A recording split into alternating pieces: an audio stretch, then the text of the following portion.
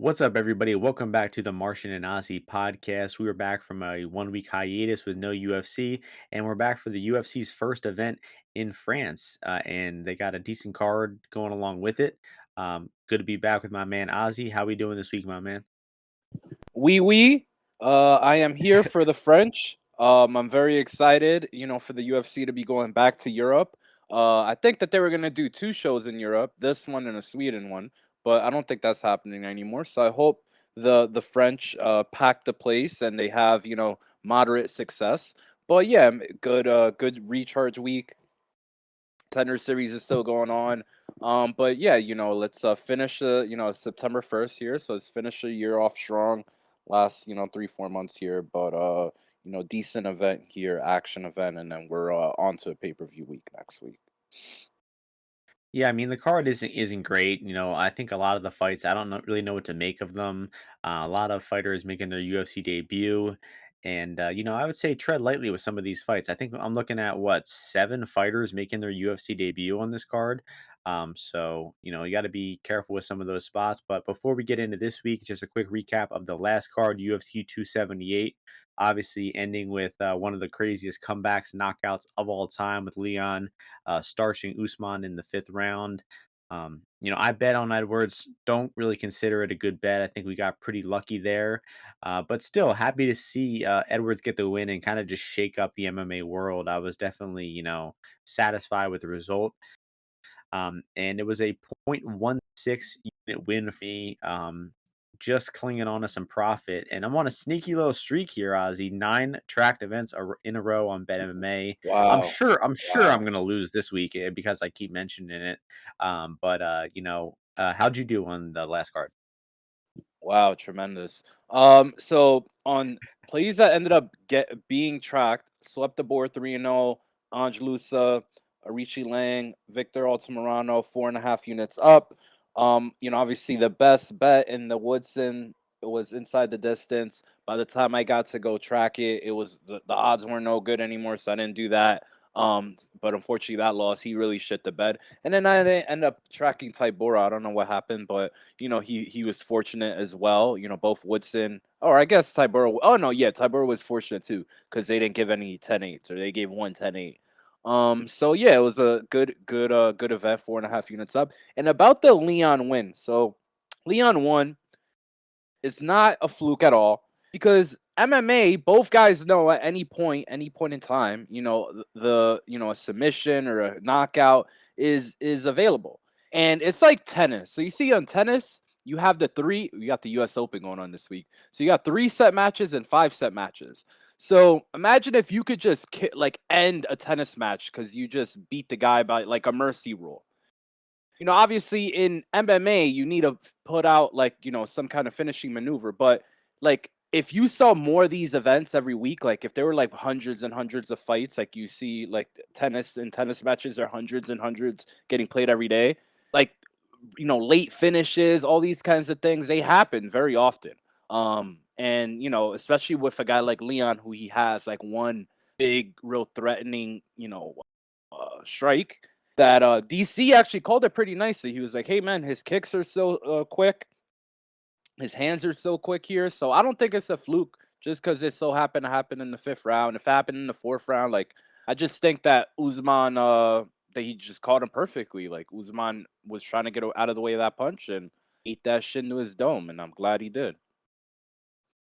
Yeah, I mean, I made the mistake of tweeting it out, calling it a fluke. It's not really a hill I'm willing to die on and keep talking about. I did get ratioed by our man Caposa, Grabaka Hitman.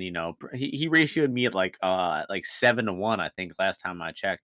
Uh, Damn, no. yeah, but I mean, I respect his opinion, so it's not exactly like a sick burn. Um, Sure. and Yeah. So, what? Any other thoughts? What was the co-main event? No. Oh, it was Costa Rocco. That Rocco. was Yeah, sick fight. oh, I love Costa, dude. The whole week in prep, like the Ariel Hawani interview he did after, like the hour long, dude, amazing, like amazing hour. Paulo Costa, he's got to be champion. I'm rooting for him to get into title contention for sure. Tough path ahead of him. I can tell you that. And Marab holding it down. New York City, East Side, Best Boo. Side. Boo. Aljamain Sterling's about to do the same shit to TJ, just way more with way more effective offense. But I mean, Jose Aldo, they did him dirty there. I knew that those how they put those fights together was no good. The Marab thing with the and then what's it called? Whoever else at 135, Marlin, and they fucked that shit up. They should have called me. Yeah. Let's go. Enough about that though. Last Yeah. week, nice to have a week off, like you said. Let's get into these fights. 12 fights. First fight, women's featherweight division. You don't hear too many of them. We got I'm calling her all in Perez taking on Stephanie Egger.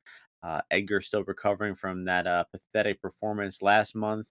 Um Egger is the pretty significant favorite, minus 240, all in Perez plus 205.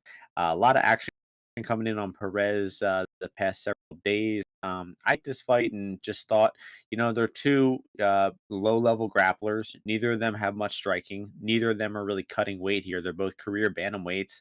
And I'm thinking if Stephanie Egger managed to get herself guard armbarred and tapped out in that pathetic fashion like she just did, how is she going to be minus 300 in a grappling fight here versus Perez? I mean, Perez seems like a decent top position grappler. Most of her fights are just taking women down, maybe throwing some decent ground and pound. Don't think she's anything special, but I just like the number on her. I got a really good number, 275 at the time on DraftKings. Just a half unit bet there. I cannot see that being a bad bet under any circumstance. Almost a 3-1 dog in a women's grappling fight. So, I think it's dog or pass all day, and it should be a grappling fight. It should just go to the decision as well. I think the GTD here is being priced a little crazy. Any thoughts or bets for you here?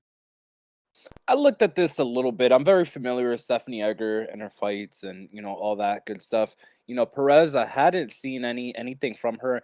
I mean, she looks like she kind of reminds me of Vanessa Mello, unfortunately. I don't know if that's a good thing or a bad thing. Vanessa Mello, she's fighting for $1 million every year. On any given year, she could be a millionaire. So could be not a bad thing to be similar to Vanessa Mello. But yeah, it just looked to me like a South American plotting, they don't know if they're a Muay Thai kickboxer or a grappler. So I don't really know. The girls, I I forget who Stephanie Egger is coming in on short notice, right? So yeah, I don't know why the girl in particular is on this card. It's gonna be a pass fight for me, but I do think that Stephanie Egger. I could see why people think that Perez could out hustle her in some of these grappling positions, possibly. But I just don't know how she's gonna approach the fight, so I'm not that interested in getting involved. But I do think that this fight probably does go later, so my best pick, if I had to produce a winner here, would be over 2.5 or goes the distance. One of the two. Yeah, I think the odds makers are just seeing, oh, Edgar's fights have finished recently, and maybe this one will finish too. But I mean, it's two women grapplers here. I mean, I don't understand I the GTD at 48%. Enough about that one. Fun fight next in the bantamweight division. Khalid Taha taking on Christian Quinonez. Quinonez making his UFC debut, coming off the Contender Series. Taha minus 115. Quinonez minus 105. Any thoughts on this bantamweight fight here, Ozzy? Yeah, I came into this fight. I mean, Taha has been. I feel like this is a guy who's been scheduled for like a ton of different fights, and he like never makes it there. But when he was fighting, he was active. Now, whatever. But I think he's been supposed to be on this card for like a long time. And I think he is a part of this like European contingency here. I like Quinones over him. In this fight, I do have a little plus money on Quinones. Not a huge bet. But I think he should probably be the favorite here. I just like the volume, the footwork, the in and out motion, and then the consistent. He just always doing positive things, and I think I see a little Brandon Moreno in him in the fact that like they're just always trying to engage, but engage on their terms and engage in things that are going to either like score points, land strikes, whatever it is. Taha is explosive. He'll start throwing punches, and kind of throwing with hooks, and he'll find the chin sometimes. So definitely Quinones needs to watch his P's and Q's. Sometimes he does try to start moving his head and kind of moving out of range with his hands down or with one hand down maybe. So Taha does close the distance pretty good, but he's been very inactive. on the ground. I think that I don't think that Taha's gonna be able to hold this guy down often and a lot easily either, and he's never really been a control grappler either. But the guy does go for some submissions, so I see his submission price at almost 10 to 1 in some places. I think that if there's grappling, I would not be surprised at Taha looking to apply a submission, quickly, like other than instead of kind of just like fighting for position. So, but I'll pick Quinones. I think he's in the odd volume. Throw a bunch of stuff out, stay moving, mix in grappling if he needs to, and get a decision win. Yeah, I'm leaning with the Quinones side as well. I just don't really know what to make of Taha. He seems like a decent fighter, but he's pretty one-dimensional in the fact that he really only boxes. He mostly targets the head. He throws a few leg kicks in there, but I just don't see a lot of variation in his offense. He is not a strong grappler. I'd actually call him a pretty weak grappler.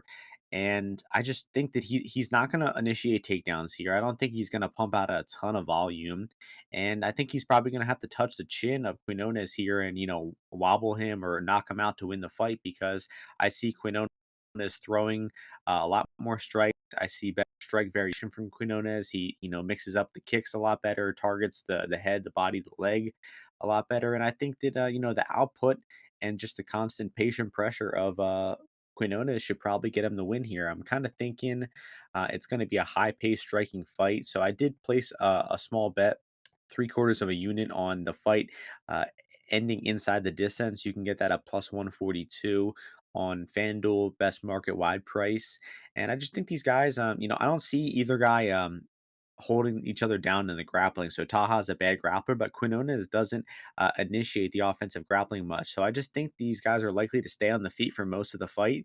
And I think they're going to be trading back and forth. And I could see Taha catching him with a big shot and knocking him out at any time, or maybe like an accumulated damage type of TKO for Quinones. And then the last thing I'll say is just this is kind of a stupid thought, but just looking at Taha's Instagram, not really seeing the guy training much. He's obviously on steroids, got an incredible physique, but he trains at like just a local gym in Germany where they don't even have pro MMA fighters. It's kind of like a multi-purpose gym, and I don't really see him sparring with many other MMA fighters. The guy's fought once a year for the past 3 years. He just had a kid not that long ago. And I just don't know how invested he is into fighting. They probably just gave him an opportunity on this Europe card, and he's taking it. But I just don't think Taha's really in the fight game. Fully, and I think Quinones definitely is, especially coming off the Contender Series. And what I like about Quinones is he fought in the Contender Series, I think 11 months ago, and he got signed. So that he's probably been training way more seriously over the past 9 or 10 months since making it to the UFC. So I think we could see even more improvements from him. And that's going to move us to a lightweight division. Next fight, Benoit Saint-Denis taking on Gabriel Miranda. And this fight is Benoit Saint-Denis minus 275, Miranda plus 235. Man, what a fun name to pronounce. Benoit Saint Denis, and the guy's a pretty good grappler as well. Don't really know what to make of this Miranda guy, right? I mean, he hasn't fought in like 3 years or something. I don't even know where the hell the UFC found this guy. Oh, my mistake. He has fought more recently. It's just there's no footage of him available.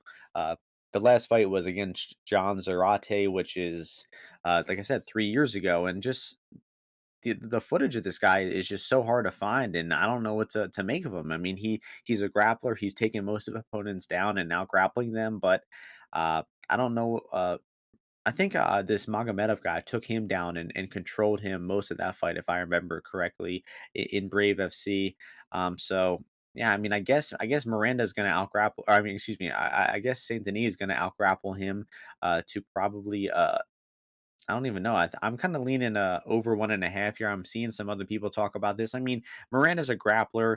Saint Denis is also a grappler, and I think this fight is probably just going to have a lot of grappling, and I can see it definitely going over 1.5. Unless Miranda is just nowhere near UFC level, I think he can probably hang around long enough to make it to that over 1.5. So that's probably the bet I would recommend the most. Over 1.5 at minus 112 odds, and A possible square bet, but I think a bet that has a high probability of cashing is the Saint-Denis sub line at 250. I mean, I just think he's going to be the better grappler of the two. Obviously, much more UFC tested, and they got Miranda sub at 3 to 1. Man, I don't get it. I don't think that price is right at all. But any thoughts here, Ozzy? I think it's kind of a hard fight to have any conviction in. Nope, I don't give a shit about this fight. I underestimated Saint Denis' grappling game in his last fight and how physical he is, but I just think he's gonna probably smash this guy from top position. He just very this guy's got bad intentions. I don't know if he's ever strangled a terrorist, being special forces in France or whatever it is, but he's got bad intentions. He looks to put some hurting on people. I don't really know too much about Miranda. I don't even know where he trains at. Like, I was hearing some stuff. I'm like, doesn't even make sense. Like all the facts that some people were giving me about him. I watched like one or two. It's just guy's not impressive. Like Saint Denis should be him, but this is the first time he's ever been like a significant favorite. I don't know if I want to lay the chalk on him in that position. Yeah, I think I might have bet Stolzy there as well. Just a god awful bet. He got absolutely destroyed. He trains at MMA Masters. It looks like it says he's a jiu-jitsu black belt. He's got a pretty cool mustache. So yeah, I think I'm gonna bet that over 1.5. I don't think Saint Denis is just gonna make complete easy work of him. So let's see about that next fight. Probably one of the best fights in the card. Sick fight here. They need to move this fight up, Ozzy. What the fuck is this fight doing on the prelims?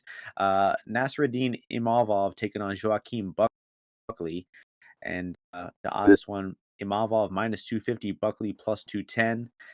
We've been high on Imavov for a while, and probably France's best fighter, and they got him on the prelims of this card. I don't know what the hell they're doing, but what are you thinking about this fight, Ozzy?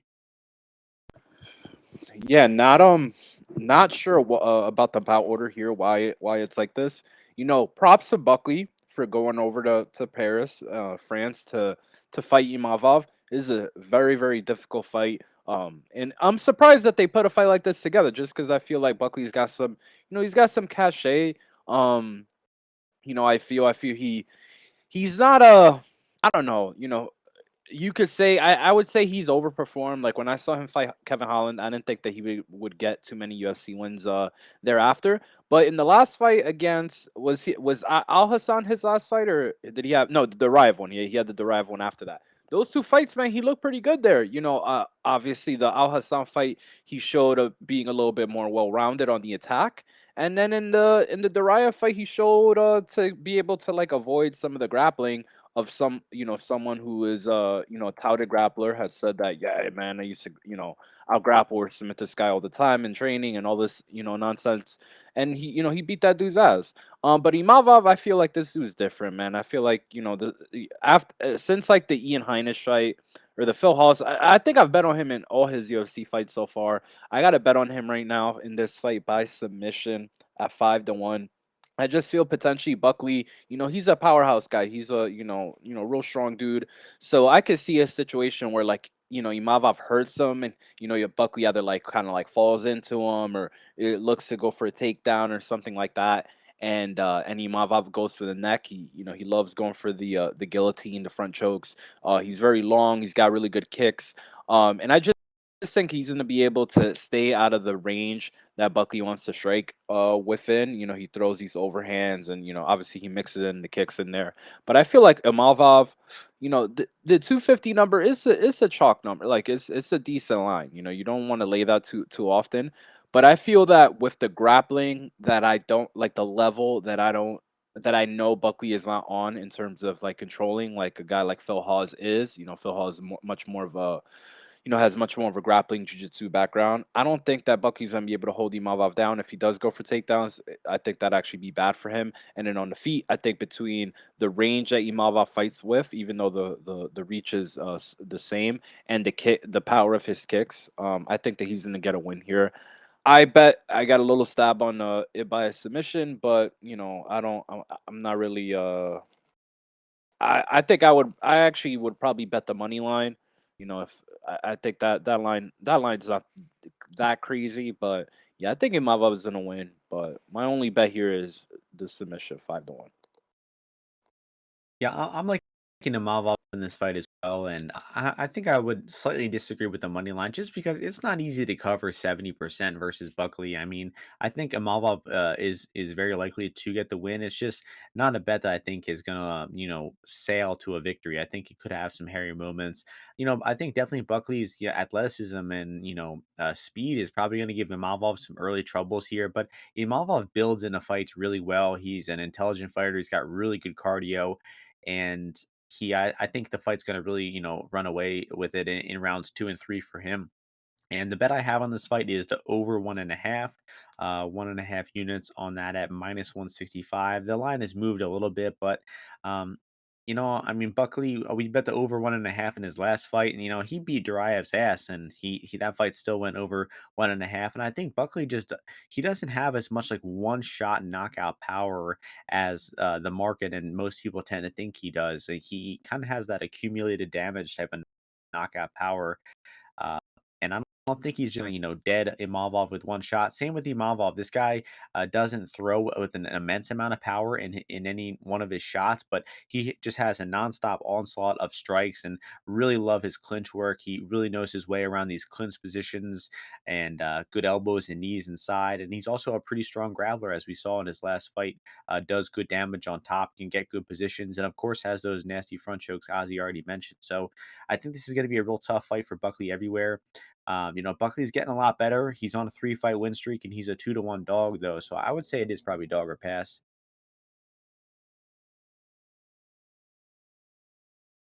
And sorry, I muted myself for a second there while a motorcycle passed by. Next fight is going to be in the lightweight division. We got Fares Ziam taking on Michael Figlak. The odds for this one are Figlak -215, Ziam +185. So Figlak looks good to me, man. He looks well rounded. He does everything pretty well. He's a solid boxer, solid wrestler. He's a little short for the weight class, I think. Uh, but he's pretty physical. I think he's a strong guy, and I think he's gonna win. Several fights in the UFC. I think Ziem could be a little bit tricky for him, just because Ziem is he's good at distance. He's good with the jab. His takedown defense is okay. I would say maybe even a little bit above average, and he's long as well. So I think it's going to be a tough fight at times for Figlak. And I think that if Figlak really committed to the wrestling as like his game his a game plan here, I think he probably would hit takedowns. And once Ziem is on his back, he's not good at getting off his back. He's pretty good at defending initial takedowns, but he's pretty bad once you get him flat on the mat. So if Figlak gets him down here, I could see him running away with the fight easily. But if it stays on the feet, I could see Ziem's footwork, length, his jab being a little bit a trouble for Figlak here in this big cage. I think the big cage does favor Ziem. But Figlak's a legit boxer. He throws nice combinations, and I think that he's just gonna pressure and mix in the wrestling and striking a little bit enough to get a decision victory for him here. I would not be laying the chalk on this at this point, though. I mean, most of his wins are over fellow European guys, cage warriors type of guys. I do think Ziem is a bit higher level than the average cage warriors opponent. So I think Figlak probably getting the toughest fight of his career here. I don't think he quite deserves this, over -200 price tag, even though I will, be picking him to get his hand raised in the end. Looking at bets here for value, I'm not seeing much I like at all. Maybe Figlak sub at 850. I mean, Ziem did just get destroyed and submitted by McKinney. So Figlak doesn't really go for many subs when he's on top though. So I don't really see any bets that have value for me. So I'll pass it over to you, Ozzy. Yeah, in my opinion, it is Figlak season. It's in session. I think if Ziam was fighting Figlak's brother, I think he could maybe win this fight.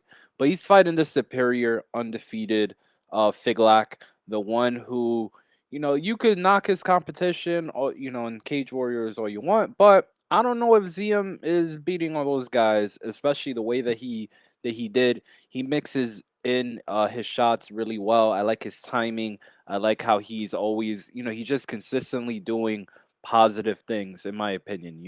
Has he fought a guy specifically like Ziam that has, a good reach. Throws out a little a pecking jab very often.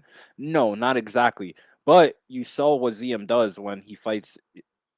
Not a guy like Figlak, just because I'm not necessarily saying that Vandermeeny or Malarkey are exactly the same, but it's gonna be a similar kind of fight in terms of uh a similar kind of fight in terms of what sorry about that, about how he's coming forward, slipping off, trying to get inside, trying to counter off of Ziam's jab, mix in the leg kicks, mix in the takedowns when he wants them. And I think I've seen this guy go a hard three multiple times. Whereas Ziam definitely sometimes definitely slows down. So I just think Figlak's gonna end up putting him on his back at a certain point. But even if he doesn't, I think if they're just kickboxing on the outside, Ziam's gonna be on the back foot. He's gonna be circling away, and Figlak's gonna be chipping away at him and scoring points and en route to a decision win. But yeah, I got Figlak. I bet him, minus 180, minus 190. And I think still a little value. I think he's gonna win this fight. Oh, my fault. I was muted there for a second. Um, so you brought up a great point that you said that ZM does tend to slow down as the fight goes on. That is true. Figlak has gone the hard 15 several times. So maybe look at these Figlak round two 1800, Figlak round three 2200 props. I think those have some good potential. I think the fight should favor Figlak as it goes on. Next fight is going to be in the middleweight division. Dustin Stoltzfus taking on Abus Magomedov, and the odds for this one have Magomedov as the significant favorite, minus 270. Dustin Stoltzfus take plus 230. Just about 6 weeks removed from his victory over Dwight Grant, getting right back in the mix. What do you think about Magomedov here? You got any strong thoughts? I personally have no idea what to make of this guy. His first name is Albus. Albus. How do you pronounce that? Like Albus Dumbledore? Albus Dumbledore? No, I have no Albus. All idea. right, It's I'm saying Mago. Abus. Oh, yeah. Right, Abus. All right, I'm gonna call him Mago. So I mean, Mago. I mean, this dude, from what I can tell, is a bit dynamic. Like, I feel like I've been hearing some takes. Like, some people are like, "Oh, well, he's in a grapple here. Oh, he's in a strike here. Oh, like this is where his level." I think this guy's very good. Now, the thing is, you see his age, and you kind of maybe think like, is he this gonna be the same level of fighter? Like, how is he gonna look given that he hasn't fought in a while? I think he's had a visa issue, like a lot of these Russians have had, and that's why he hasn't been fighting. But I think he's still been training. I think he trains in Germany as well. I think they said. But I think he's been training at the same gym that what's this guy's name? What's the Ukrainian welterweight Amasov? The same gym that he's been at over there. Don't quote me on that though. But yeah, I just think overall, in terms of this fight against Dustin, Mago is much more dynamic and can fight in both, the in between, the grappling and the striking, where Dustin is very, very bad at. The only reason he was able to track down Dwight Grant is because Dwight Grant's just, not in shape, has awful cardio, and every round, every minute that went by that fight, you could see that Dustin was having more and more success and getting more and more confident. I don't think that's going to be the case here. I think he's going to be getting touched up. I think he's going to be getting hit as he comes forward. He's not very dynamic, or not dynamic is the wrong word. Very intelligent, like kind of like layered as he comes forward, like with what he's going to be doing, because he does need this fight on the ground, in my opinion. So, did Dustin look good? Okay, look okay versus Hodolfo and Gerald Mershart? Yes, but I think this guy, between the two, the martial arts, he's able to mix it much better. And I think he's going to win. So I've used him as a parlay piece a little earlier in the week, but yeah, I think he's going to beat Dustin for sure. Yeah, no strong convictions here. This guy did get signed to the UFC August 7th, 2021. So definitely some canceled fights. He's been on the roster for a while, finally making his debut. So yeah, he hasn't fought in about 21 months. There are some fights out there of him in PFL that I think are a good point to watch. Got absolutely stiffened by a left hook from Luis Taylor. That was a crazy knockout. It looked like this dude wasn't even out, like on his way down, but then his head smacked against the canvas so hard that he just went out completely cold. Yeah, you But like that shit? Yeah, that was enjoyable to watch. Wasn't that for the $1 million wasn't that for the final too? Yeah, it was. I An think so. amazing. Um, But They know why they should do that shit in the UFC, dude. Give a guy a fucking suitcase full of cash, like, after he wins his fight. Like, they should do that. yeah, I mean, for Dana and Vince McMahon being friends with one another, you would think that he would integrate some better promotion into So the stupid. UFC. But So, like, um, Money in the Bank title shot, imagine that, dude. You could cash that shit in. be Fight week incredible, or some be shit, incredible. or I mean, yeah, he doesn't even like doing like entrances with that are like know. I think like after like the Adesanya ends where he brought out all those people, he's like, oh, I don't like this anymore. We're done. Like he just wants to make the UFC as boring as possible. But feel like anyway, they should do some um, shit like that. Like, you win 7 fights, you get, like, a title shot you could cash in whenever. yeah, I mean the whole road to the UFC is a good idea, but they just didn't even promote it. Nobody even knew about it. Um, but so man, I have no idea what to think about Abu's. I think it's definitely a dog or pass. I mean, there's just I don't know what to make of this guy off of the long layoff. He Dustin's seemed not beating this. He's not beating a Magomedov, bro. Come on. That's probably true. I mean, I'm definitely not encouraging it. Oh, the I know the bet. Magomedov by sub at 460. I mean, Dustin has been submitted, several times in the UFC. Uh, and I think that, Magomedov Dustin if he looked shitty in that Dwight. I had a position on Dustin looked bad in that Dwight yeah. Grant fight. I mean, he's Like, lucky bad. he's lucky He, that Dwight Grant sucks. he looked worse than the other fights that he lost. He looked worse, in my opinion. Yeah. He How do literally you have took an us to the easy air in time? GM3. Yeah, yeah, he's taking GM3 down with great takedowns, great wrestling against Dwight Grant. This guy looked awful. He looked horrible, in my opinion. I think I'm gonna put a small But, bet on Magomed sub at 460. Um, enough about that. First fight on the main card, featherweight division, amazing fight. Charles Jourdain, Nathaniel Wood. The odds for this one: Jourdain minus 144, Wood plus 124. Uh, so amazing matchup. Great matchmaking by the UFC here.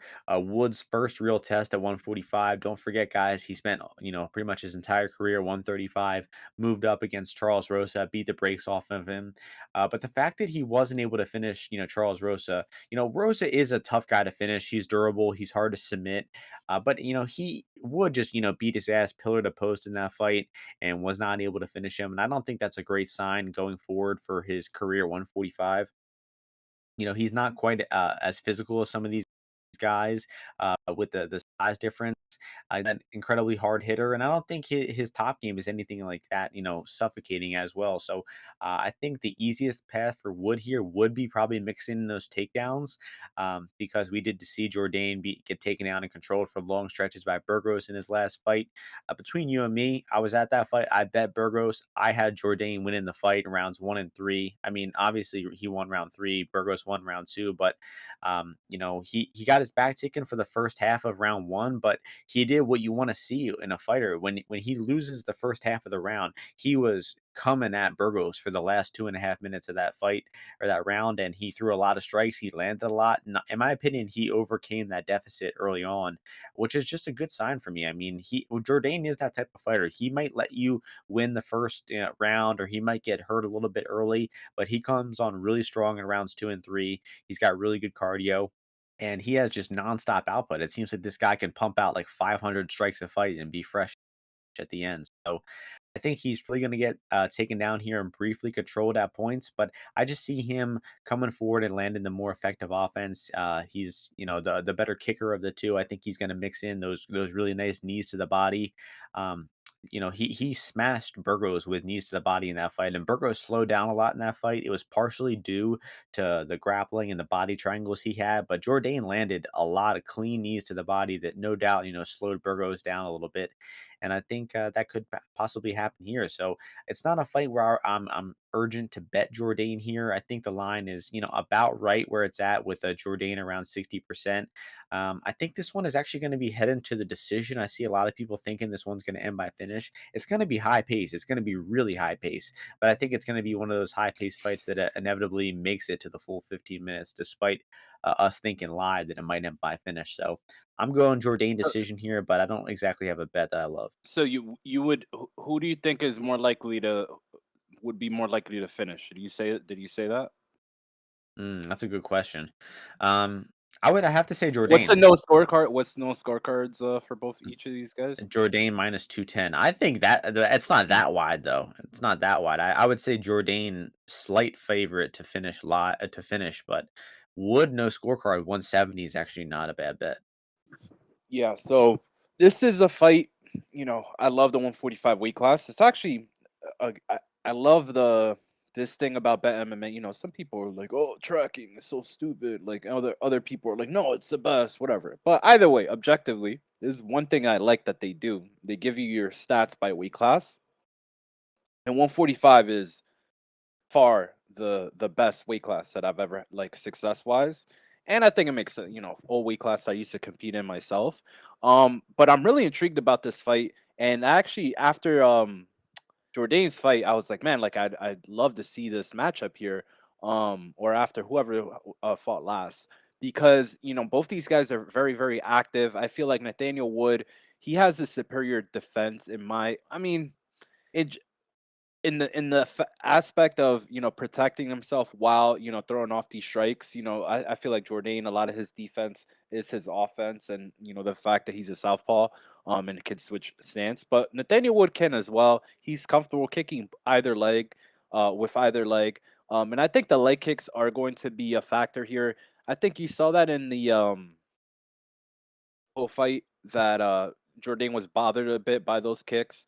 I think you saw in the Julian Erosa fight, he is bothered by, the body shots there. I think that Nathaniel Wood, I just foresee, this fight one, like you said, I think is going later. I think Nathaniel Wood's chin is really, really solid. I think that Jourdain, he will probably be looking to be a little bit more active earlier, but I still think he's still going to be a little bit conservative, not conservative, but I just don't think that he's going to be, the last thought that people have or a memory they have of Jourdain was him throwing like 200 strikes in the third round against or whatever he did against Shane Burgos. He just all over him.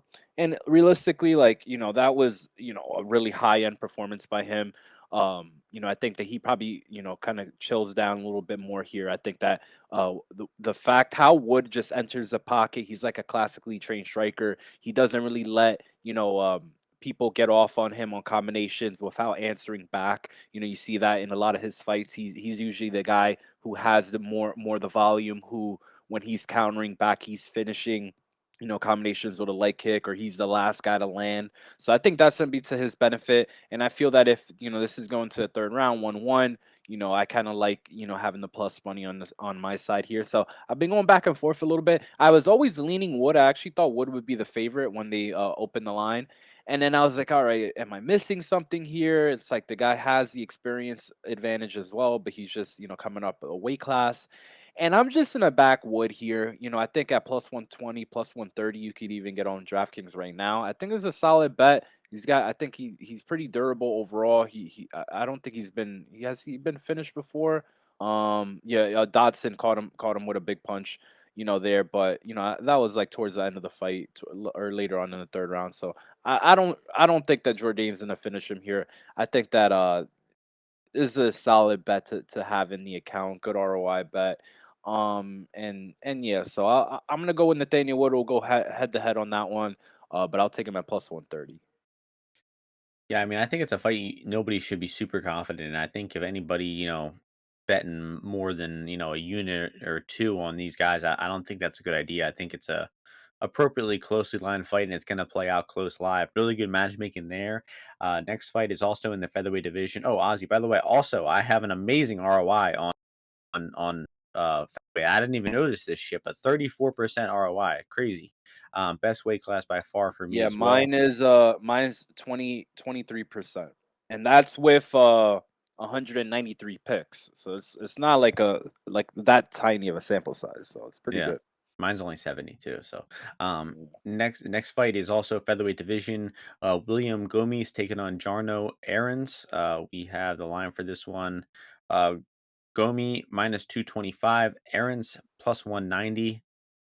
Tough fight to wrap my head around, but your turn to start this one off. Yeah, I looked at this one a bit. I was going in. I thought Gomi was going to be like a very accomplished, like French kickboxer, or I wasn't sure what to expect.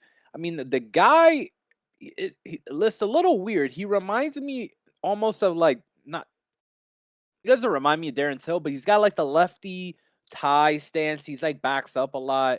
He doesn't really lead too much, and then he looks to wrestle. Like he looks to get takedowns, like pull the hips out, poke guys on the ground.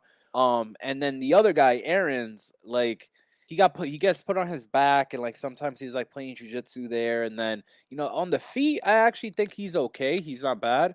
But I feel like Gomi's gonna just come forward or either come forward and get into a clinch, or as Aaron's is getting aggressive at him, throwing strikes at him, he will initiate the clinch, and then we'll see who wins the wrestling there.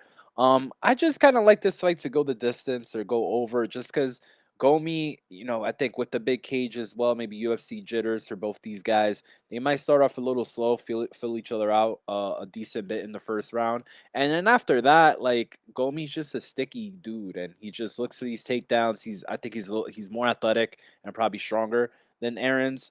But Aaron's a scrappy guy, so I mean I wouldn't be shocked if he was able to latch onto a submission or catch him with a little shot or something like that. But I think if they go to the ground, he's gonna be keeping guard. Like Gomi's not gonna advance position that much or drop great ground and pound. So I like the fight to go the distance or over the 2.5 rounds. Yeah, I'm in agreement with pretty much everything there. Honestly, I think both these guys stink, if we're Oh being yeah, they're honest. bad. This is a bad fight. I thought Yeah. Gomis was gonna be good. Honestly, I thought he was a good prospect, but no, he's not. Yeah, also, this guy's name is Gomis on Tapology, but the books have him as Gomi. I don't know what the deal with that is. But yeah, I mean, Gomis, he retreats all the time. Like this guy, like his footwork is a mess. He's constantly moving backwards. And then every now and then he initiates some strikes and then he ties up in a clinch. This guy loves clinching. All of his fights are clinching. Then he eventually takes some people down. His top game is pretty inconsistent. It's like pretty weak control, I think. But then when he actually, decides to do something and throw strikes, he can be damaging. And he did, knock one guy out from top position. He did do damage in another one of his fights, but it's just really inconsistent with this guy.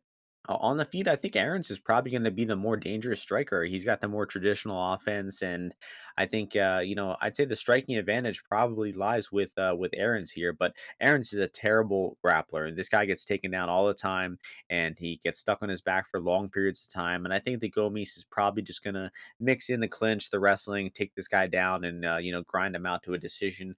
I agree that the over in the GTD is the side here. I mean, I just don't understand where this 50% finishing equity is coming from. Even more than that, the ITD is almost 60%. I don't Where do 60% of finishes come in this fight?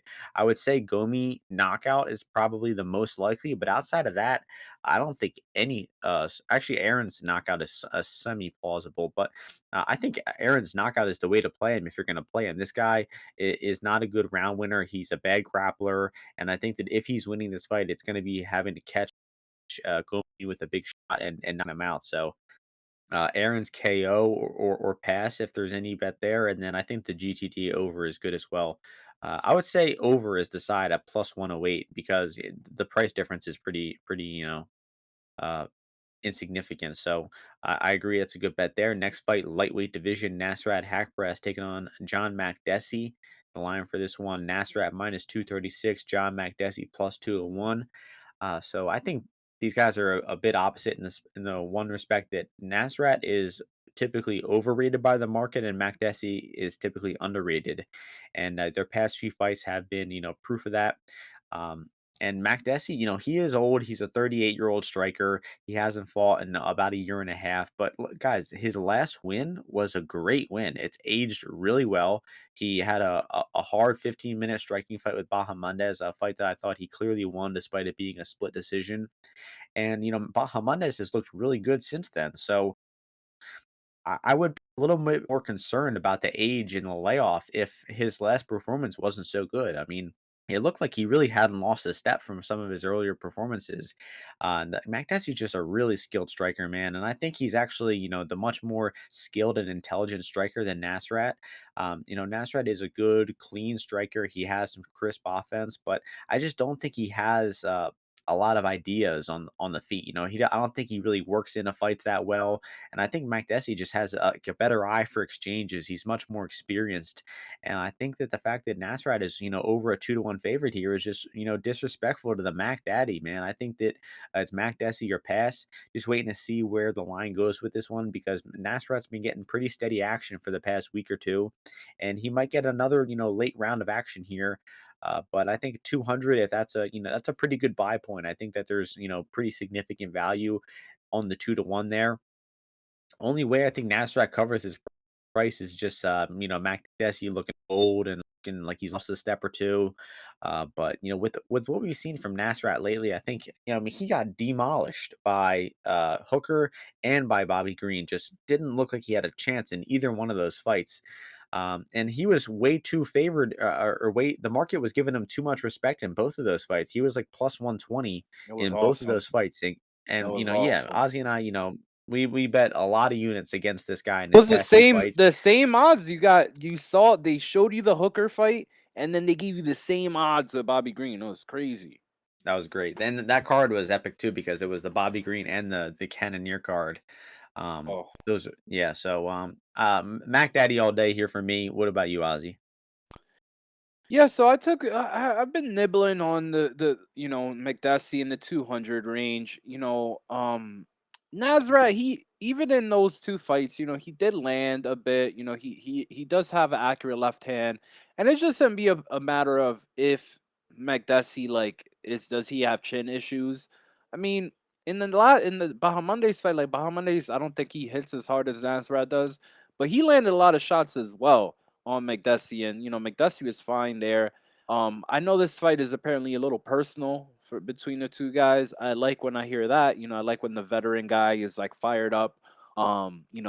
To get in there and get a win, and this guy is Canadian. I think he does speak a little wee French, so maybe a little added motivation for Mac Daddy, as you call him, Martian. But yeah, I mean, he's got great striking. He's got good distance management. If he does get a read on Nazareth, I do think that he is going to be able to compete, and it's all about the chin. So I've been nibbling on it in the 200 range. I will continue to do so. And yeah, I'll side with. I just always thought that Nazareth was a complete fraud. He probably a creation. I don't know who he runs with. Ali. I don't know who it is, but the guy's a fraud in my opinion. The whole time I've thought that.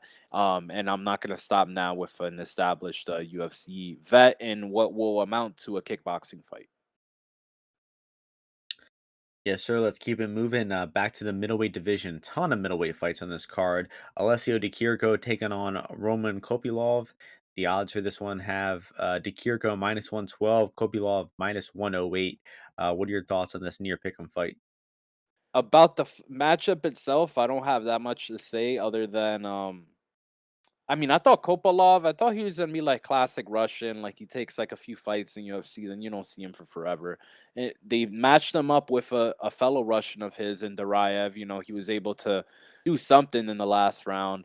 But, I think overall this fight is just gonna go the distance. I got the over as one of my favorite bets of the week. Just because, I mean, DiChirico, I mean, the guy's got a rock head, even though he did go down from that head kick that, what's his called? Al Hassan hit him with. But, I mean, Kopylov does not have any kind of power like that. I think he's not very dangerous to his grappling. He doesn't really have good wrestling.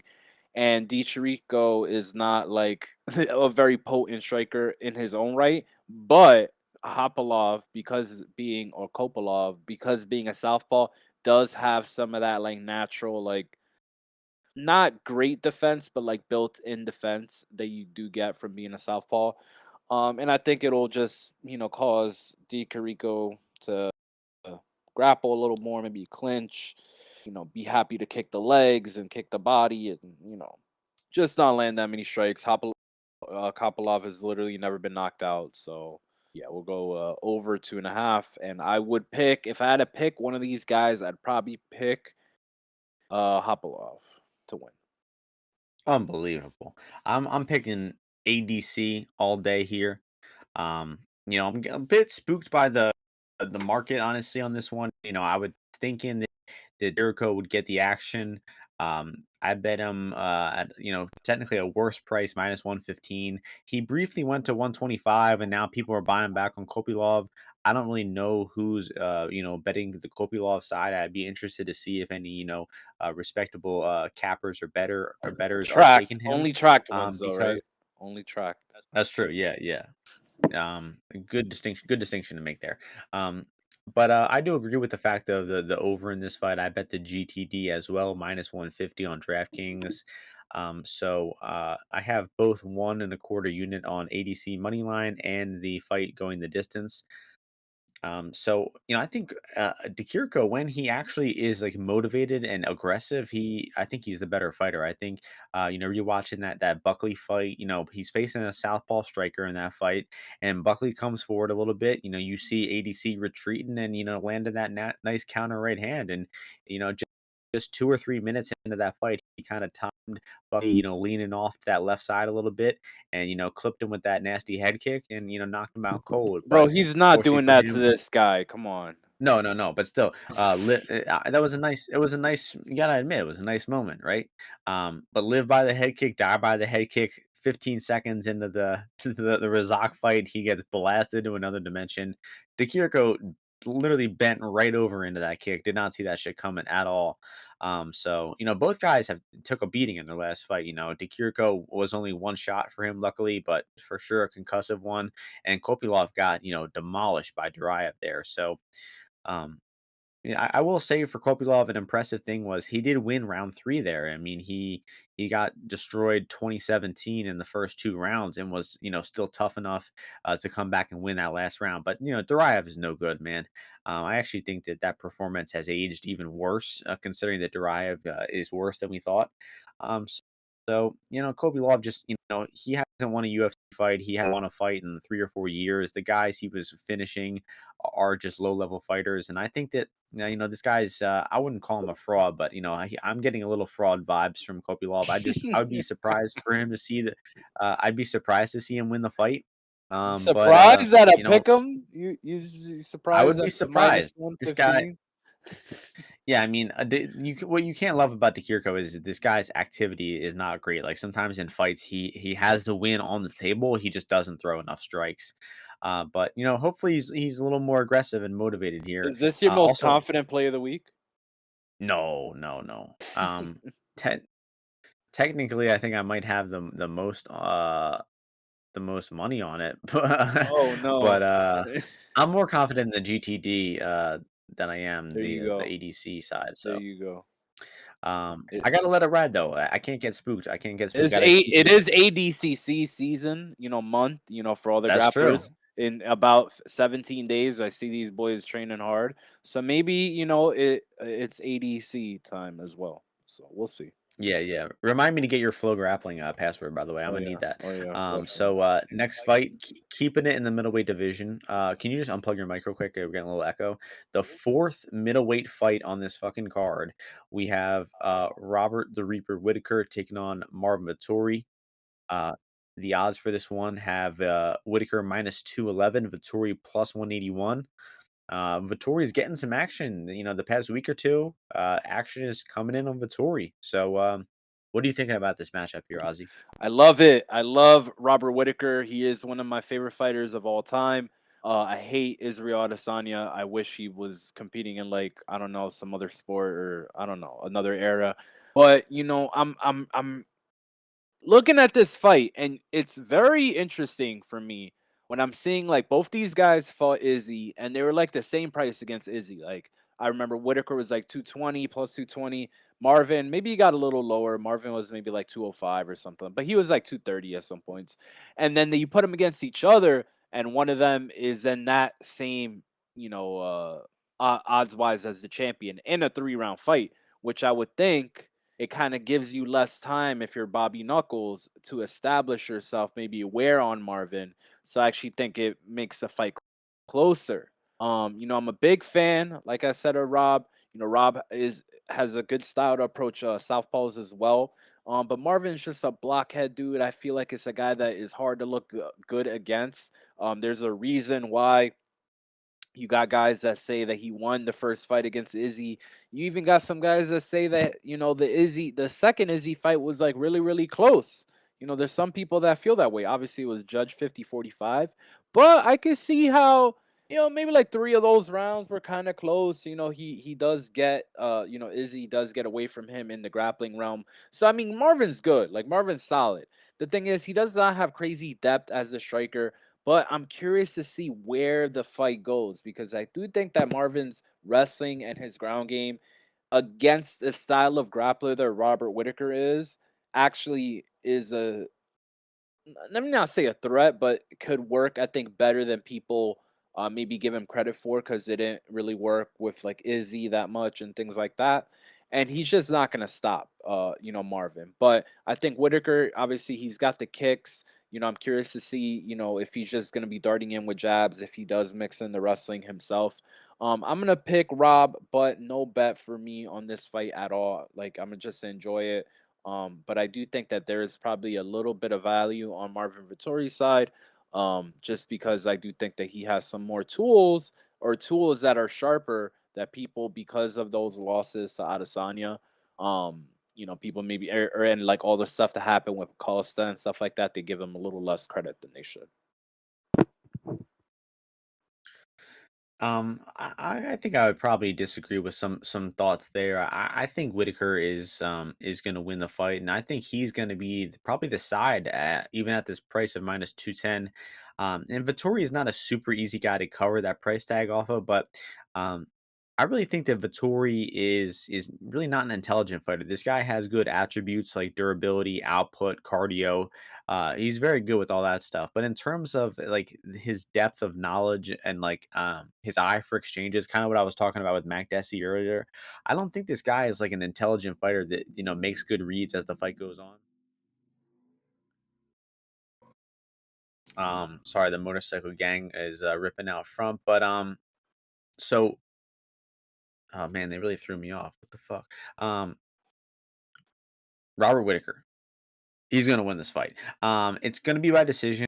I think the over in this fight, the GTD is like lock. Honestly, it seems a little foolish for men, especially at 185, for the over to be this juice. But I really don't see how either one of these guys finishes each other. Vittori punches extremely soft. This guy couldn't bust a grape. His knockout prop is 1200.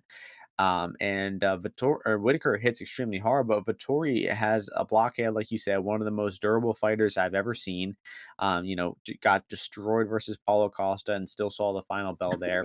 Keep insulting Between him. you and Keep me, insulting him. Go, go, go. Keep going. Go yeah, off. yeah. Go off. Go off. Between you and me, Marvin Vettori won that decision on a fight on a round by round basis, but Paulo Costa won that fight. He did infinitely more damage in that fight. So score it however you want it. Marvin Vettori is actually coming off a loss, actually two losses. Right? Was his last fight to Adesanya, or was the Vettori one the most recent? I don't even remember. Oh, it was the Costa. Yeah. So he's coming off of two losses in a row. Wait. Whitaker Before fought that, he well fought, versus Adesanya. It's just and then before that, he fought a welterweight in Kevin Holland. yes.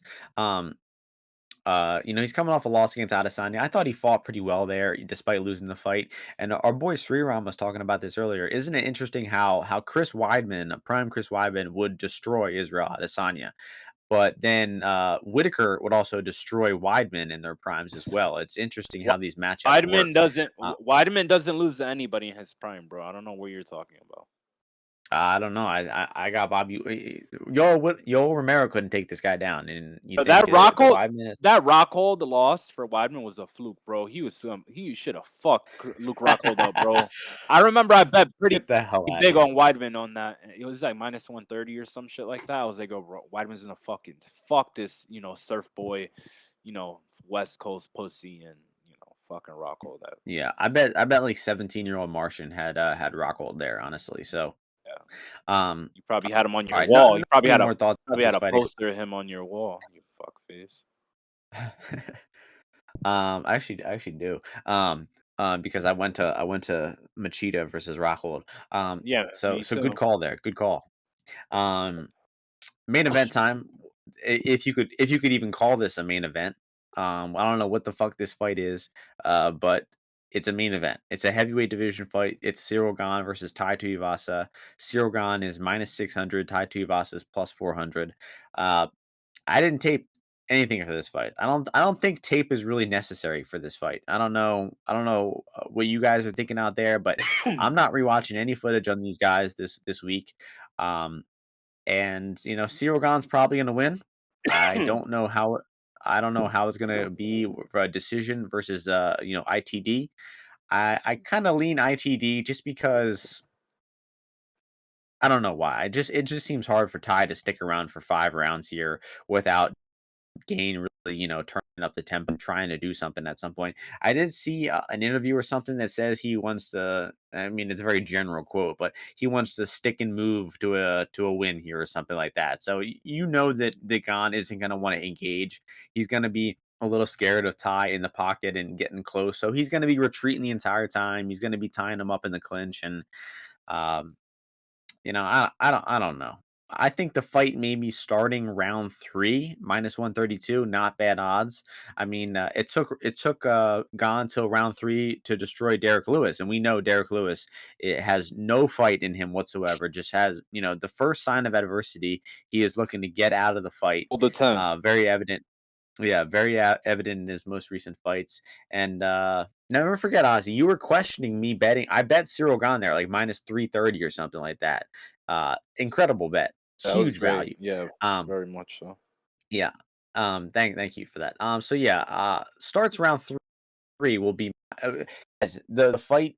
Why bet over 2.5 when you can bet starts round 3 for the same price for 2.5 minutes less? So Is it the same price? starts round 3. It's -132 for starts round 3, and then -130 for over 2.5. So I see, I if you're see, betting the over 2.5 at that price, I well, I see. guess the limits are a little better for the over. But I um, what the hell are you Here thinking you here, go, Ozzy? Martian. What That is this? that was some pro. That was some pro better talk. You're like maybe the limits. You see, you got to the answer at the end of the day. Yeah, So I'd be testing the limits and shit, right? right, Yeah. yeah, exactly. But they charge you a little extra to put your money in. You know, 2 cents extra. I'm a pro. I'm a pro. That's I'm a pro. Don't forget 6% pro. Yeah, 100%, dude. So yeah, I mean, this fight, I mean, I don't like capping heavyweight fights just because I feel like it's just not. Just to go back to that bet MMA thing. I think heavyweight is like one of my weakest, just because like the volatility in there, the variance, it's not the one like the aspect that I'm able to identify as well and take out and kind of like work on from there. So I mean, do I think that Gone? I think the thing is, I think that Ty has like because he could throw the leg kicks and things like that. He like doesn't mind getting hit, and he actually is like good at or he's okay with getting like the old adage, like take one to give one. Like he's actually okay with that.